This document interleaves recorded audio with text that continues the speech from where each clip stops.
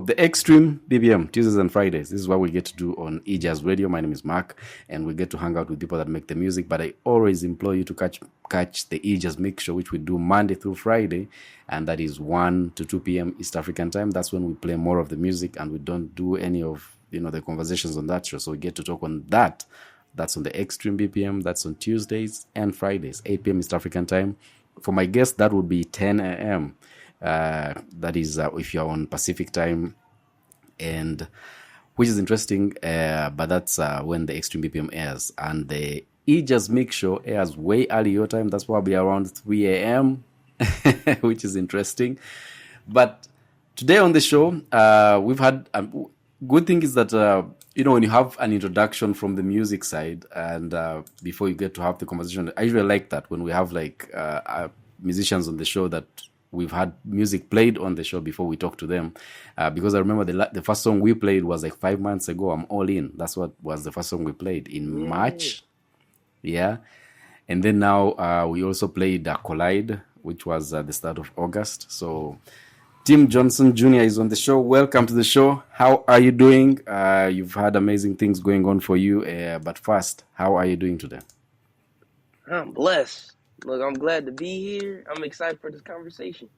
Yeah, absolutely glad to have you on, and I can't wait to dig in because you're doing amazing things. You're a multi-instrumentalist. You play piano, play guitar, drums, and banjo. Did you add anything before I close that chapter of instruments? Look, beatboxing too. Oh, amazing! We put that with it too. Oh, in there too. So beatboxing. So since the age of 8, because I was reading this, and you've been in studio with your father. Your father is also a musician? Yes.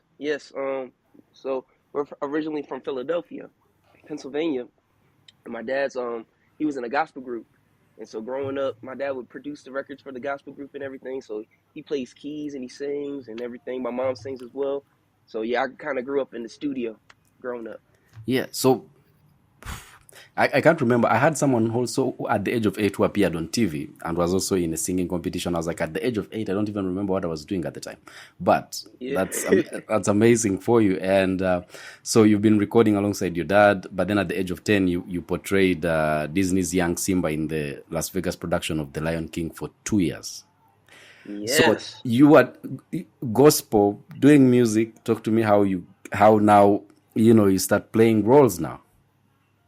Yeah, so that was crazy. So when I was younger, like around like 6, 7, I remember watching TV and I was like, I want to be an actor. My parents were like, huh? And then coming home one day from a restaurant, my parents heard me singing in the car and they were like, what you singing? My dad was like, what you singing, man? And I was like, I made the song up. And he's like, okay, perfect. Yeah, we're going to start something. So first it started with music, being in the studio. And then after that, acting came along, and so I was doing every little play in town or like every talent show kind of thing. And then I did a play called Oliver, and a parent came up to my dad and was like, "Did your son ever try out for Lion King?" And he's like, "Every audition we would go to, somebody would ask him that." So he was like, "Okay, God, this is a sign." And my audition for Lion King was January 12th, and the ending of my play for Oliver was January 10th. So yeah, Oliver ended January 10th. My audition was January 12th, and so we drove up to New York, so to Broadway, and it was all these kids auditioning, all that kind of stuff. And I went in the room. I was in there for like 30 minutes, and I came out. I was like, "Dad, we going to Las Vegas," but I didn't know I had 6 more times I had to go back to audition or for callbacks. And the last day, we were praying, and then I came back, and they were like, "Yeah, you're gonna learn the Hakuna Matata dance," and I learned that. And after they were like, "Yeah, you're going to Las Vegas," and so we moved from the East Coast to the West Coast, and everything changed. My whole family moved, and it was such a fun experience because I did that from 10 years old to 12 years old. Yeah, for 2 years actually, which is interesting. And how did that experience work out for you? What, because you grew up in a music family, you're around music, but then now this is the acting side of things, and you have to grow into that too. But how did this role, the first big role that you landed, how did that shape your confidence and even your experience overall playing this for 2 years? Yeah, I'll say the biggest thing it did for me was it just showed me that the things that I've been praying for and the things that I've been dreaming about, like I can do it. Because look, it was almost every day we were performing, and so look, we were homeschooled, and then look, we go on stage. And so I think the biggest thing that I learned was just being in that environment with look, great actors, great dancers, great musicians. Just knowing that I could, kind of stand my own in that kind of place. And so yeah, I just had a great time. My brother, he's also an actor, so he was like little at that time, and he was watching everything, and he was like, I want to do this too. So knowing that, look, I can inspire my siblings too. My little sister, she was acting for a little bit, so that did a lot for me too. But yeah, just my family unit, very supportive and really supported my dreams, and to be on that stage was life changing. Yeah, and that's amazing. So when you have such a breakthrough on the acting side, then what happens to the Yeah. music? What happens to the music then? Because since you're already around music and grew up around that, which you inherit, you take from your parents who are both also musicians. Uh, what when we go into that role, even with instruments, what came first for you? Ooh. So singing came first. Then playing guitar, and then playing piano around the kind of same time. But Lion King was a great segue because I was singing in the show too, and so like music and acting always kind of went hand in hand with what I've been doing. Um, I think I mean just the only difference with songwriting and everything is like I get to tell stories that I want to tell, Yeah. and then plus the blessing is I still work with my dad since being young. Right, even now, like from Collide to I'm All In, these are all productions for my dad and I. So I would just say that's the difference. It's more personal. Okay. So then with the instruments then, so because now when you have this, because I want to get to, let's say, to your 12-year-old, to a 12-year-old, 10 years, 12 years old, because this took you 2 years. And at that moment, are you torn in between what actually you'll go through, whether it's the acting that you decide to focus mostly on, or the music, or you just decided to be open and embrace whatever role comes in, as long as it's something you enjoy, which is the acting, and then the music side of things, which you grew up in anyway? Yep, it was that. It was like, let's do everything. Yeah. Let's act. Let's write. Let's do this. Let's do all of it. I guess I came from that mindset of like, why limit yourself? If you can do this, why not do it? Yeah. And so that was the mindset because right after Las Vegas, we moved to California, Los Angeles, to pursue everything else. The dream. And yeah, so it was like, let's do everything. Okay. Let's talk about Test of Soul, LA. Okay. Yay. Winning that Starquest, right? And how did that moment push you towards you know taking what you're doing very serious? And when, because usually when someone is recognized for something, because I know as creators, you do something because it's in you and you want to express yourself, but then when you're Hmm. rewarded for that effort, it probably changes something in you. But what was the experience for you? Yeah, that was fun. So Taste of Soul LA, I believe I was 15. I was 15 years old, and basically it was like a talent competition within the city of Los Angeles, and ended up winning that. And the prize was to sing on the Stevie Wonder stage. So Stevie Wonder has a radio station, and I got to sing on that stage, and Amazing. that was amazing. That was crazy, and it was funny because I was like, "Oh, is Stevie Wonder gonna be here?" And right when I was leaving, he was driving in. I was like, "Oh man!" But I got to meet him some years later and actually sing with him. Oh. Um, yeah, and that Up. was amazing. I got to go to a birthday dinner of his, and he was like, "Come on over here, Junior. Come over here. Let's sing." And we did like a riff off, and we were all like sharing and like just singing. And he was like, and then he got to hear my music, and he was like, "I like your music, man. I like your music." So I was like, Oh man, and being with my dad, because growing up it was Stevie Wonder and like the Jackson Five that I was Yes, yes. constantly listening to. And so having that moment where Stevie Wonder was like, "Yeah, I love what y'all are doing. I love y'all music." That was a big moment from my dad and I. So he knew before then that you actually were making music. Yeah, so this was a couple years later after Taste of Soul. I ended up meeting Yeah, him, and he got to hear my music, and he was like, "Yeah, yeah, y'all doing it." amazing. And so, uh, for example, because we just talked about Taste of Soul, LA. But what does that do for you in terms of the motivation to keep creating? Oh wow! I mean, like you said, when you have these efforts and there's some type of thing of like, "Oh wow, that worked." It's just like, okay, let me keep going, because the biggest thing I've learned is that when you give up, Yeah, that's the biggest disservice you could do to yourself, because the door to that blessing might be right around the corner, yeah, and you just didn't take that other step. And so it's just like, just continue to keep going and just continue to work on your gifts, and great things will come. yeah, absolutely. On the fall, Yeah. and that also was another a big stage for you, which is a national stage at that moment.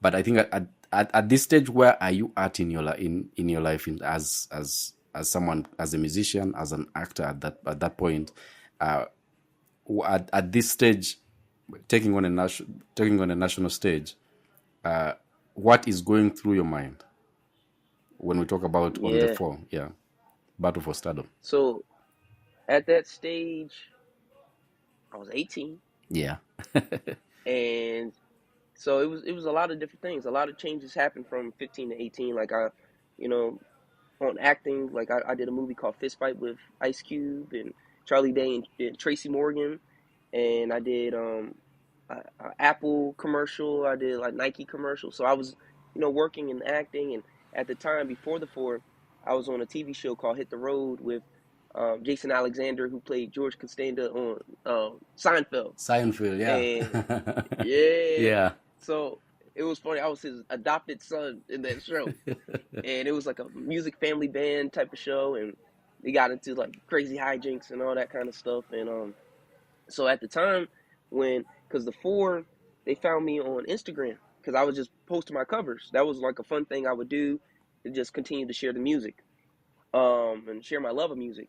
And so I was posting covers. They found me on Instagram, and they reached out, and I was like, I don't know if I could do the show because I'm doing the acting show. yeah, And the day that I found out that the Hit the Road show wasn't going to another season was the day they reached out again. yeah. And so we were like, okay, God, this must be a sign. Let's do it. And I did the show, and everything. It felt like everything changed overnight.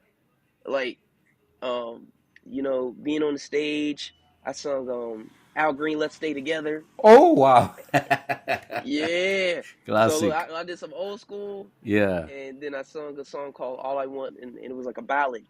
And ended up getting on the show, and it felt like, because I think the episode played a couple weeks later, everything like changed, like. And yeah, so it was fun being on that show. It really got me to a broader audience, and then right after that, that's when I started putting out my own music. and how does it feel, because you grew up in a music family, and then you have parents that are musicians, so that's something that was around you since you were born. But this other love for acting that you later took on is like starting to give you these opportunities that are available, being in a movie with Ice Cube, Tracy Morgan, Yeah. and doing the Apple commercial, doing all these other things that are something else that you took on along your growth. Uh, did you ever feel that there is a battle in between? Because, like, for example, on the four is an opportunity that came through you doing the covers, right, and Mm-hmm. posting that on socials, but you're already getting more opportunities doing the acting and getting on a big on successful films and having all these opportunities while still in your teens. But you also have the music is within you, and it's something that you enjoy doing. So is do you ever get into a battle of that? That's a good question. I would say it's not a battle. I would say it's more of like there's seasons for different things. And so I know like okay, this season uh, we doing this movie or we doing this show. Okay, this season, okay, look, I'm about to put out my album. I'm about to Yeah. put this out. And so yeah, so it's been amazing. It's been amazing. Yeah, so I feel like just using both in the seasons of everything. You know? Yeah, I think it's amazing. So you've acted in some, we've already talked about the Ice Cube movie and Tracy Morgan, but you also acted in other amazing projects too. Bella and the Bulldogs. Yeah. So yeah, Yeah. that was a fun one too. Yeah, so that was a Nickelodeon show that I did, Yeah. and that was I was 15 at the time, so that was around the time I was doing Taste of Soul, and it was funny because being homeschooled and being in the industry, like one of my things was like, oh, I could meet my friends going to set. So Yeah. going to set, that was my thing of like socializing and being with other kids that like to do the same things that I do. And so that was so like I have friends from that show to now. And so yeah, it was a blessing to be on that show. For example, like when you're taking on roles, right? It's something that you enjoy doing, but what is your approach? What are you looking for? What do you think? Or at this stage of when you look at the projects that you've been in, has there been like a certain role that you always, or a certain approach whenever you're picking up a role or when you're taking up a role for you? Yeah, that's a good one. I would say that every role has a different approach, but like I guess like one of the things I was naturally drawn to comedy when I was younger. Yeah. And so look, I would watch look from one of my favorite shows when I was younger was like Keenan and Kel, and I used to watch a lot of Jim Carrey and like In Living Color, Yeah. and so I used to just watch that or try to find like certain channels that played that, and so that was my first thing like into it. But then when I started getting into more dramatic work, it was like, oh, I gotta dig deeper. I gotta find other things within me and different things that I've seen from other people and just watching people. I think that's the best thing of like when you really can just connect with a person and see their little quirks and different things like that. That's the way like that I like to approach roles. And you talked about taking on dramatic roles because you were on FBI. So Yeah. do you see yourself? Do you see yourself taking on more of those roles? How has been your experience? Because it's kind of different from what most of the other projects you've done on. Even when you enjoy doing comedy, more comedic acting roles, but Yeah. the dramatic roles. Do you see with your experience on FBI? Do you see yourself pursuing more of that and adding that to more of what you enjoy doing? Yes. I love dramatic roles. Um, yeah, FBI was an interesting time too in my life because, or it just even in that show because I was on the second episode. And so they shot the original, like just the pilot, Pilot, yeah. and usually, yeah. So usually when they shoot the pilot, there's some months in between because they got to figure out if the show's going to get picked up and be on air Yeah. or on on that network. And so I was coming back when they first all came back together, and so it was like a big thing. Everybody like the nerves of everybody just being like, okay, we got to get this right. Um, and so I got to see everybody kind of in this stage of like, wow, we're building something. And so that was a cool feeling. And so like any project that I do now, I love that feeling of that collaboration, and of like, okay, let's build this together. Okay, I can learn like in from collaboration, you learn a lot and about yourself. You learn a lot about not only the project but just like how to be, and work with people. Yeah. So, but yeah, I love dramatic work. Yeah. I sometimes because I like watching a lot of dramatic TV shows, and what I'm always fascinated about, because most of the people sometimes watch it for entertainment, but what I'm always fascinated and always fixated on, even if I'm not an actor at all, I always like Yeah, how they build a moment and how they put you in the way the two people interact to create like energy in between that when you see it, it literally transcends from what you're watching to actually almost getting into like what you live every day, what you so it becomes like you I think it takes people that you usually go into understanding that role to appreciate how much goes into being able to give people that feeling, because I understand yeah, for a casual person watching, it's all right, it's a family I'm watching, a family maybe have a conversation about what is going on in their in their lives at work. And whereas when you look at it, the reason why it feels real to you is because of how much they put in to make sure that they draw from each other and collaborate and build up this tension that they and action that you get to watch on TV. But you know, definitely. yeah, it's interesting when I heard you talk about how you can learn more about yourself by getting into uh, acting with people and then collaborating so that both of you can create something good, and as opposed to like something which only requires you pulling up your part and then the other person pulls up their part and that's the end of Yep. it. Yeah, it's about working together and getting to know each other. I feel like the more you get to know somebody, the more that you can bring the humanity to whatever role it is. Yeah, and Hmm. I would like us to get to the music, music part, but Yeah. I still want to ask you on one more on the acting part. Are you working on something at the moment that anybody can know about? Oh, I gotta.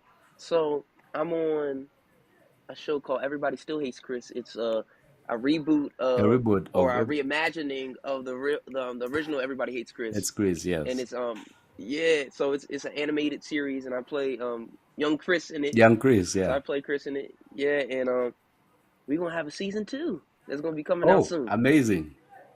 Yeah, so That's look, you amazing. getting the exclusive.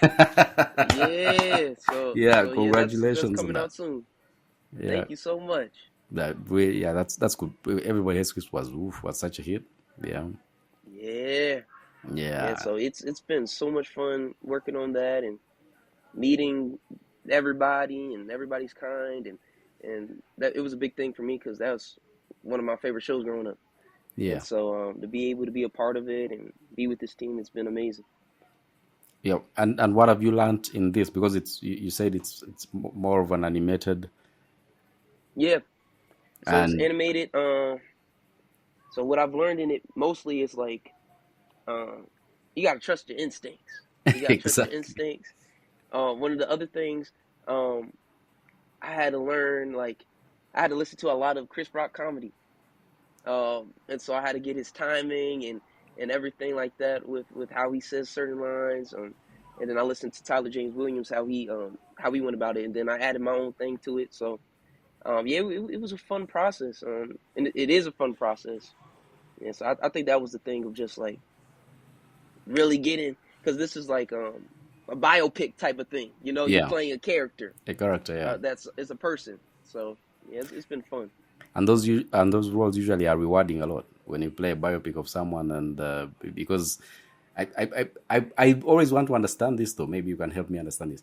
Uh, but though I know it's what has been happening for a lot of time for many years, that usually people that play roles, biopics of people usually get are the most rewarded even when we go to the awards and all that, because people always would wonder why is this movie winning this, and and they don't Yeah.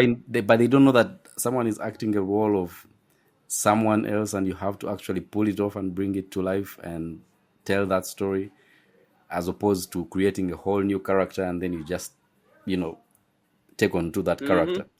Am I making sense here? Because this is your Yeah. you, Yeah. Definitely, because it's like you're playing somebody that people know. yeah. So everybody's like watching and like, wait, yeah, that actually does sound like him. Yeah. You know, or that does feel like how he would say something. And so Yeah. that yeah, that was the thing of like making sure that I had my own interpretation of it. But like I had to get this, Chris Rock, Yeah. that kind of Yeah. feeling and that Emphasis on the tone. last word. That Yeah, that guy, yeah, you know what I'm saying. yeah, yeah, uh, yeah. so yeah, it was Chris, fun. yeah, Chris Rock is amazing. So the fun part, the music side. Music. So Oh, you, by the way, yeah, I want to perform. Look, I want to perform in Africa, like for real. That's one place I want to go. yeah, Yeah, yeah. We can't wait to see that happen because at this rate with everything that you're getting, it's that might be soon. yeah. I love that. Thank you, thank you. Yeah. So let's talk about how much do you like Christmas? Because you put out a Christmas EP, which was Oh, with you, right? And you had yes. some mixed classics with your original. Some what inspired you to have that, to do that? Or how much do you like Christmas? Oh, I love Christmas. I love Christmas. Um, like I'm with my family all the time. So like Yeah. Christmas is like a big thing, in our household and everything. And so especially Christmas music. So yeah, look, it's fun like creating look new Christmas songs. Plus, like on the EP you're talking about, reimagining other Christmas songs and everything like that. So yeah, I love it. Mm.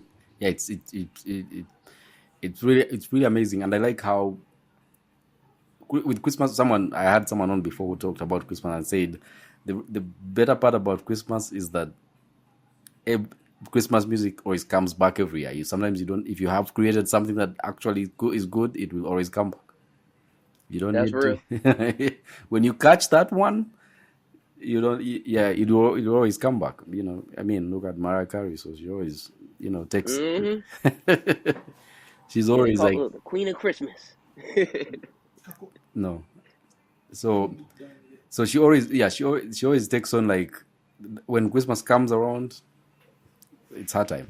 So when we talk about, let's talk about the singles that we've had on the show, which is interesting. We've had at the start of the show, guys. If you're listening in the Extreme BPM every Tuesdays and Fridays, 8 p.m. East African time on eJazz Radio and eJazz Extra. Then the eJazz Mix, which airs Monday through Friday.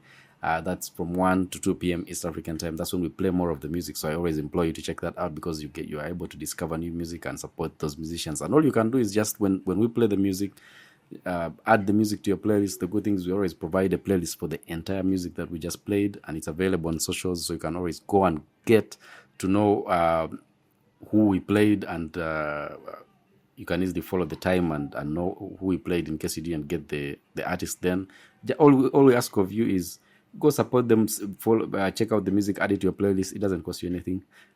And that's, unfortunately, that's the time we are in. So I can't say, oh, go to the store and buy the music, go and buy the CD, go and buy this.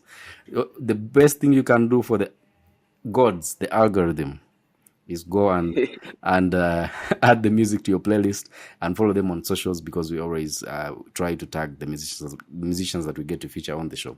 So with the singles, when we started on the show, we had I remember in March where we had I Am All In.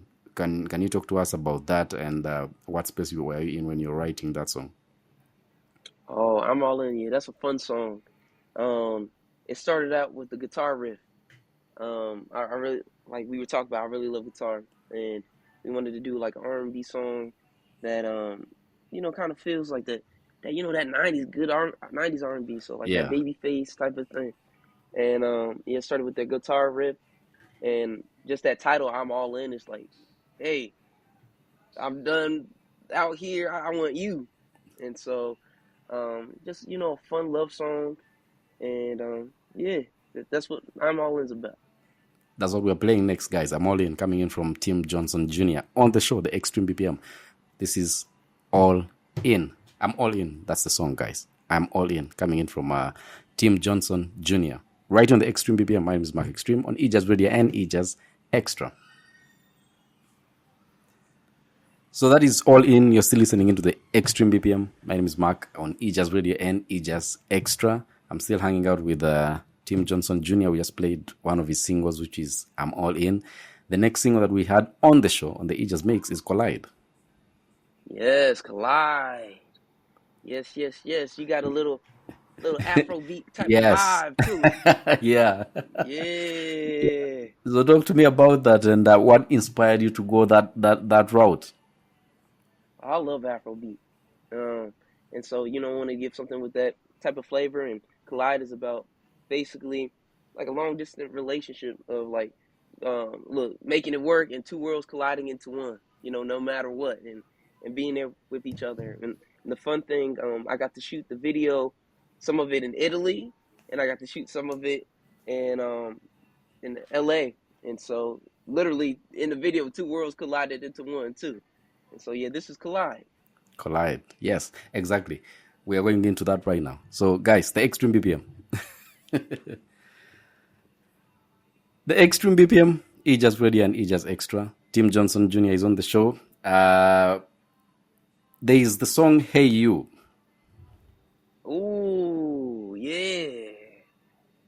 Hey You. So Hey You was on my first EP. Yes. And that's that soul. Yeah. Yeah, that funk, that soul. I love that type of music. From look James Brown to Earth, Wind and Fire to Stevie to like just great artists, great R&B artists throughout time. So yeah, we just giving that energy on that track. And yeah, this is Hey You.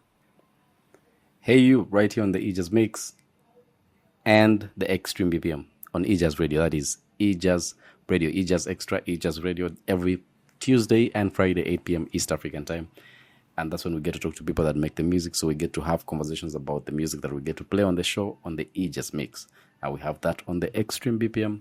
We get to hang out, talk about that, talk about the stories behind the music we get to play every day. So, and in case you miss any of the episodes, if you catch us late, we always avail all the episodes we just aired on the Extreme BPM on any podcast app of choice. Just search for the Extreme BPM. You'll be able to listen to all the other conversations we've had and, have fun with that. You can always go in there. We have, I think, more than 200 conversations already there. So go on there, have some fun. And good thing is there's a lot of diversity in there. That's what we promote on the show most of the time. That we promote this. We always have a slogan that we don't care what genre it is, as long as it sounds good. We will always find a way of blending it in and make it fit in. There's always that thing. Oh, it doesn't fit what we play. You're like, we don't have that. As long as it sounds good, we are having that on the show, and we don't care about the language. I don't mean explicit. I mean the language you speak. It has to be clean music, so guys. So send me clean stuff, all right? But I don't care about the language. There are songs I've liked in French, and then when I ask what they mean, and it almost means like what I almost felt when I was like, this sounds like a love song. And I'm like, they're like, yeah, it's about longing and all that. And I'm like, yeah, this works out. Spanish songs that I've had, I barely can speak a word in Spanish. Gracias. Thank you for coming on, guys. Anyway, nonetheless, so as far as the music goes, towards the rest of the year, is there anything you're working on that people can look out for? Because I know this year is already gone. We are in September now. You only have about 3 months. Is there anything you're working on at the moment before the year ends, as far as music goes? Well, I've been working. Look, Fly Girl is out. So yeah, my album Fly Girl is out right now. And I'm really excited about it. We've got some great music videos. Like I was saying, it's a family team. So I work with my dad. We write, produce everything. My dad, my brother shoot my videos. Oh, My mom and my sister, they with me. Making sure. Look, I'm looking right. I'm looking right. And look, yeah. I edit all the videos too. So it's all an in-house team. So we're doing it together. So yeah, my album Fly Girl is out right now, and I got some more music coming this year. So So yeah. Fly Girl is what people can get. They should go and check out the album. And how many tracks are on the album? Ooh, I think is it like 12? I believe I might be wrong. That's a I good might be number, wrong, though. but If it's around there, that's a good Yes, number. 12 is a good it's number. it's around there. It's around there. Yeah. But yeah, it's a fun project. We got the like the '90s, 2000 vibes. You got we got some more like acoustic type of guitar vibes, and then even like a gospel moment at the end, ending off the album. Excuse me, going to my roots and everything like that. Called Everyday People. The song just look, we all trying to live. We all trying to look go through this life. But Yeah. look, we got each other, and God got us. So ending it off the album with that, and yeah, so it's a fun project. Yeah, that's amazing, and I like that. You're working with the family, and you have you your brother does the videos, your sister and mom make sure your mom is also a musician too, and then your dad, Yep. he's a musician too, and you're able to do all that in house. That's amazing to watch, and good to see. That's I'm happy for you on that. Thank you. Yeah, Yeah. it's a blessing because it's like literally, look, from when we were little to now, or when I was little to now, it's like look, the things that I grew up with, like the type of music I was telling you that I grew up with. It's like I can make that type of music, Yeah. and more. And so it's like we honed in, and we know what we're doing together. So it's fun. Yeah, and shout outs to Pops too, and mom for making sure that you start off with the music right. Because when you said you went and did our greens, that, yeah, and you talked about your love for Stevie Wonder. Yes, Jackson 5. That's Good music. yes, proper foundation. Yes, yes, definitely.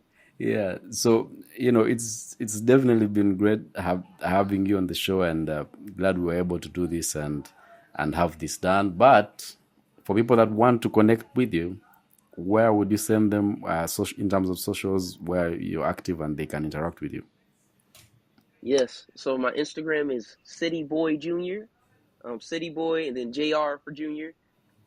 TikTok, the Tim Johnson Jr., and everything else is Tim Johnson Jr. Streaming, everything, just my name, Tim Johnson Jr.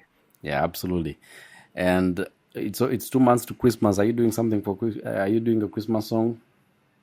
Oh, that's a good idea. That's a good idea. Ugh. Mark Extreme, you getting me thinking. You getting me Yeah. thinking. Yeah, it's two Yeah, months. I might have to. Yeah. But congratulations on the album, guys. Go check out the album and make sure you follow him on socials and all that. But we shall play. I think. What song do you think we should play off the album as we wrap up the show? The title track, Fly Girl. Flyga. Yeah.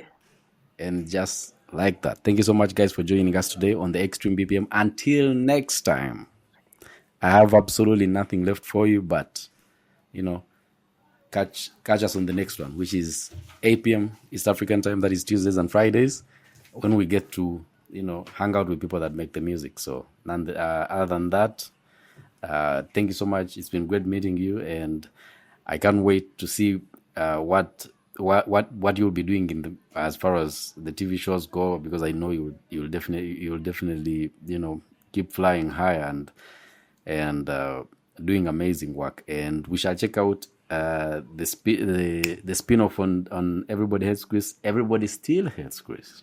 It's crazy. Yeah.